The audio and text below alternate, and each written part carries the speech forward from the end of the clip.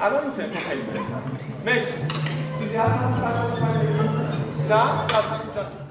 یکی از جذابترین اتفاقات زندگی من هست به عنوان کسی که سالها مهاجرت کرده و در واقع در ایران زندگی نمی‌کنه، اما این امکان رو داره اینجا با دوستان و موزیسین‌های درجه یک همکاری کنه. این حس حقیقتاً قابل گفتن نیست.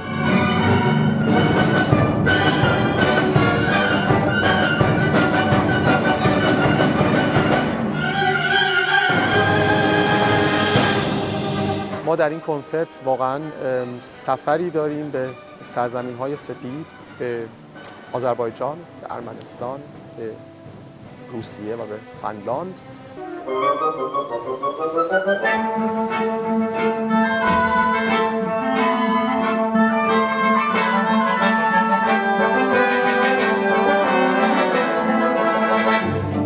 ارکستر سمفونی تهران به نظر من زیر پوست این ارکستر یک خونی جریان داره. فکر می‌کنم منحصر به فرده. پتانسیل خیلی بالا داره، حتی به نظر من در حد جهانی شدن اگر ما از تمام امکانات استفاده بکنیم. و خب من خوشحالم که می‌بینم مدیران وقت تمام تلاششون رو دارن می‌کنن و من خب نسبت به 2 سال قبل که اومدم این تفاوت‌ها رو می‌فهمم.